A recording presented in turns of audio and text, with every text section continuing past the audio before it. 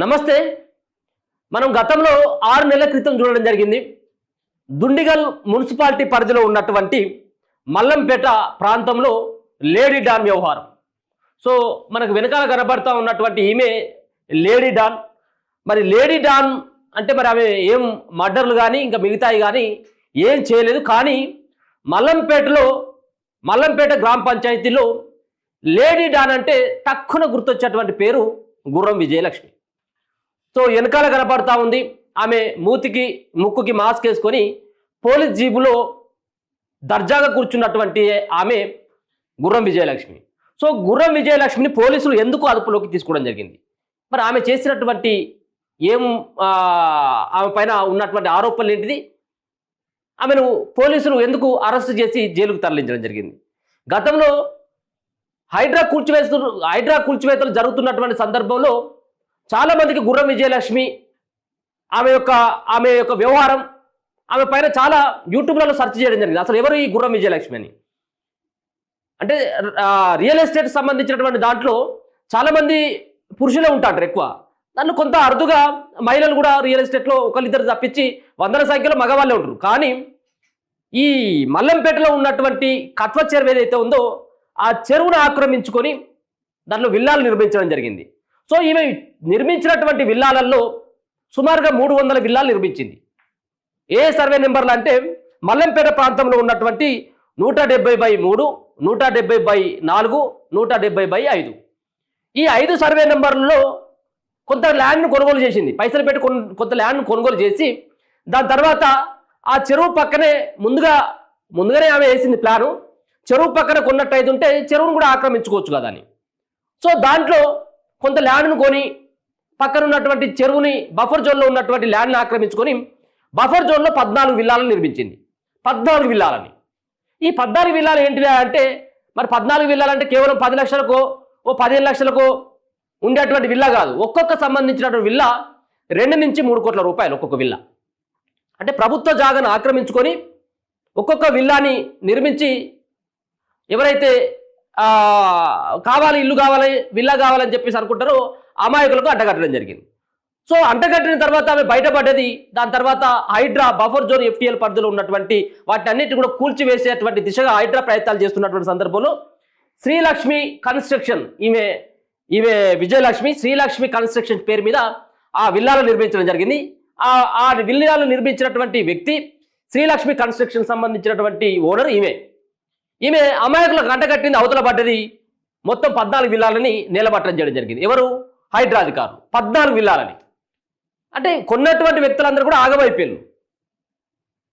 ఇక డబ్బులు తీసుకునేది ఈమె అవతల పడ్డది. అప్పుడే హైడ్రా కూడా ఈమె పైన కేసు నమోదు చేయడం జరిగింది. మరో పక్కన ఆ తతంగం అంతా నడుస్తూ ఉన్నది.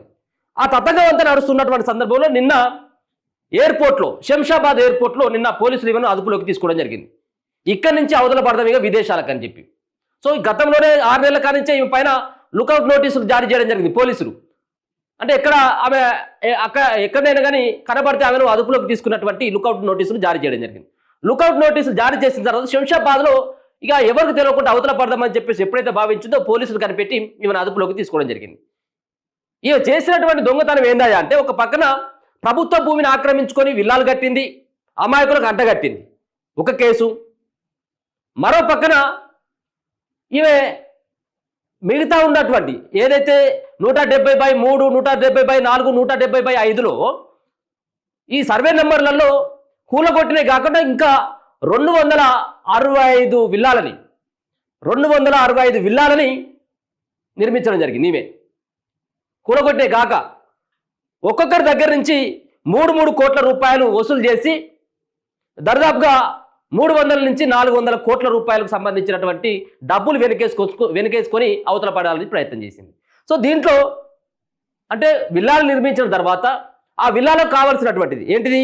వాటర్ సౌకర్యం కల్పించాలి, ప్రహరీ గోడ నిర్మించాలి, కరెంటు సౌకర్యం కల్పించాలి, దాంట్లో ఉన్నటువంటి అన్ని వసతులు కల్పించాలి. కానీ ఏవీ లేకుండా అధికారులను కొంత మభ్యపెట్టుకొని అధికారులను చెప్పు చేతుల్లో గతంలో 2023 నుంచే వ్యవహారం అంతా నడుస్తూ ఉన్నది. ఎవరు కూడా పట్టించుకోలేదు. చాలాసార్లు బాధితులంతా కూడా ఫిర్యాదు చేయడం జరిగింది. ఫిర్యాదు నేపథ్యంలో లుకౌట్ నోటీసులు జారీ చేసి ఆమెను పోలీసులు అదుపులోకి తీసుకోవడం జరిగింది. సుమారుగా 300 నుంచి 400 కోట్ల రూపాయలు ఆమె అక్రమంగా సంపాదించింది అనేది ప్రధానమైనటువంటి ఆరోపణ. ఇదే సందర్భంలో నిన్న ఆమెను జైలుకు పంపించడం జరిగింది. పలు సెక్షన్ల కింద పోలీసులు సైతం కూడా కేసులు నమోదు చేయడం జరిగింది. ఒకసారి మనం గతంలో సైతం అక్కడికి వెళ్ళడం జరిగింది. నేను స్వయంగా అక్కడికి వెళ్ళి ఇక్కడ కనబడుతున్నటువంటి విల్లాలే ఈ విల్లాలే, ఇక్కడ కొన్ని కూలగొట్టినటువంటి విల్లాలు ఇవి. ఏది అక్రమంగా నిర్మించినటువంటి బఫర్ జోన్లో నిర్మించినటువంటి 170/4 కత్వ చెరువు ప్రాంతంలో ఉన్నటువంటి చెరువు కానుకొని ఉంటే చెరువు కూడా కనబడుతుంది. ఇలా ఇవంతా కూడా కట్టేయడం జరిగింది. ఇక్కడ కేవలం గృహప్రవేశం మాత్రం మిగిలినటువంటి కొన్ని ఇల్లు కనబడతాం. ఇవి ఇల్లు, ఇవేమో ఇంతకుముందు చూపెట్టినటువంటి తీరుగా ఏవో కూలగొట్టినటువంటి విల్లాలు. ఈ కనపడుతున్నటువంటి విల్లాలన్నీ కూలగొట్టినటువంటి విల్లాలు. వీటికి అన్నిటి కూడా కొంతమందితోటి అధికారులతో కుమ్మక్కై పర్మిషన్ తీసుకొచ్చుకోవడం జరిగింది కాలనట్లు. కానీ వీటికి చుట్టుపక్కల ప్రహారీ గోడతో పాటు కరెంటు సౌకర్యం లేదు, రోడ్ల సౌకర్యం లేదు, ఎలాంటి సౌకర్యం లేదు. ఎవరైనా అడిగితే వాళ్ళపైన ఉల్టా కేసులు పెట్టేదట ఎవరు లేడీ డాన్. ఒక్కసారి చూడండి ఈ విల్లాలు ఎట్లా ఉన్నాయో. వీటన్నిటి కూడా రెడ్ మార్క్ తోటి రెడ్ కలర్ తోటి ఇంటూ మార్క్ కూడా పెట్టడం జరిగింది. ఇక్కడ ఈ కనబడుతూ ఉన్నటువంటి ఈ సంబంధించినటువంటి ఏదైతే విల్లాలు కనబడతా ఉన్నాయో ఈ విల్లాలకు సంబంధించినటువంటి వాటిని కూడా మరొక వారం లోపల కూడా వీటన్నిటి కూడా కూల్చివేసేందుకు హైడ్రా అధికారులు రంగం సిద్ధం చేసుకున్నట్టుగా తెలుస్తా ఉంది. అందుకోసం అని చెప్పేసి ఇంటూ మార్క్ పెట్టడం జరిగింది రెడ్ కలర్ తోటి. వీళ్ళ రెడ్ కలర్ తోటి ఇంటూ మార్క్ పెట్టడమే కాకుండా ఇక్కడ ఉన్నటువంటి ఎవరైతే ఓనర్స్ ఉంటారో, ఇక్కడ ఉన్నటువంటి ఎవరైతే ఈ సంబంధించినటువంటి బిల్డింగ్ దగ్గర ఉన్నటువంటి వాళ్ళకి హైడ్రా అధికారులు నోటీసులు ఇచ్చినట్టుగా చెప్తా ఉన్నారు.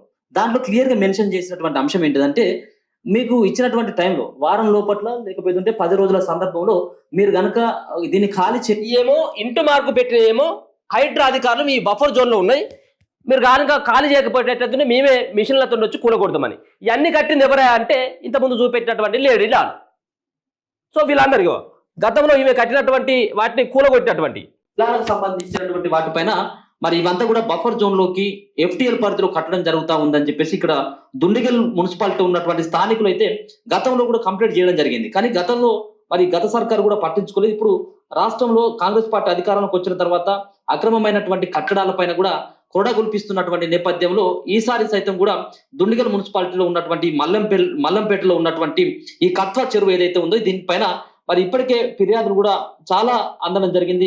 ఒక పక్కన రేవంత్ రెడ్డికి, మరొక పక్కన ఏదైతే హైడ్రా కమిషనర్ అయినటువంటి రంగనాథ్ సైతం కూడా కంప్లైంట్ కూడా చేయడం జరిగింది. ఏదైతే ఈ సంబంధించినటువంటి ఏదైతే దుండిగల్ మున్సిపాలిటీ మల్లంపేట గ్రామ పరిధిలో ఉన్నటువంటి ఈ కత్వ చెరువు ఎఫ్టీఎల్ బఫర్ జోన్ లో ఉన్నాయంటూ మరి శ్రీలక్ష్మి కన్స్ట్రక్షన్స్ నిర్మించినటువంటి ఇదంతా కూడా ఇది శ్రీలక్ష్మికి సంబంధించినటువంటి కన్స్ట్రక్షన్స్ ఈ యొక్క నిర్మాణాలు కూడా చేపట్టడం జరిగింది. ఈ సంబంధించినటువంటి ఈ నిర్మాణాల్లో సుమారుగా 14 విల్లాలను కూడా నీలమట్టం చేసినట్టుగా స్పష్టంగా అర్థమవుతా ఉంది. ఇదంతా కూడా మరి దర్దాపుగా కూడా ఈ సంబంధించినటువంటి శ్రీలక్ష్మి కన్స్ట్రక్షన్స్ ఏదైతే ఉందో ఈ శ్రీలక్ష్మి కన్స్ట్రక్షన్స్ కి 60 విల్లాలకు మాత్రమే హెచ్ఎండిఏ నుంచి కూడా పర్మిషన్ తీసుకున్నది. దాని తర్వాత కూడా మరి కొంత భూమిని కూడా కొనుగోలు చేసినటువంటి తర్వాత మొత్తానికి 325 విల్లాల నిర్మాణానికి మరి మొత్తానికి అయితే పర్మిషన్ ఇవ్వడం జరిగింది.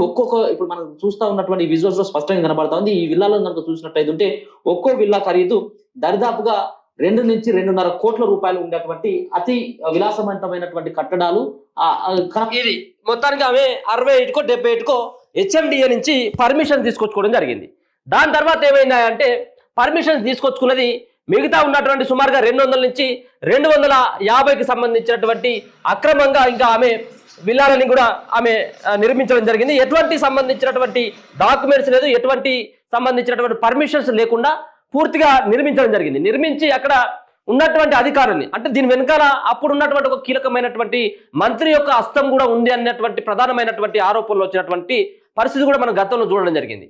అంటే కూల్చేసినవి ఒక పక్కన, మరో పక్కన పర్మిషన్స్ లేకుండా కట్టడమే కాకుండా అమాయకులకు అడ్డగట్టి దాంట్లో ఎలాంటి సౌకర్యాలు కల్పించలేదన్నటువంటి ఫిర్యాదుల మేరకు శ్రీలక్ష్మి కన్స్ట్రక్షన్ ఓనర్ అయినటువంటి వ్యక్తి, అలాగే కొంత ప్రభుత్వ భూమిని ఆక్రమించుకొని విల్లాలు నిర్మించినటువంటి లేడీ డాన్ని నిన్న అదుపులోకి తీసుకొని ఆమె పైన 14 రోజుల పాటు ఆమెను మరి జైలుకు తరలించినటువంటి పరిస్థితి కూడా కనబడతా ఉన్నది.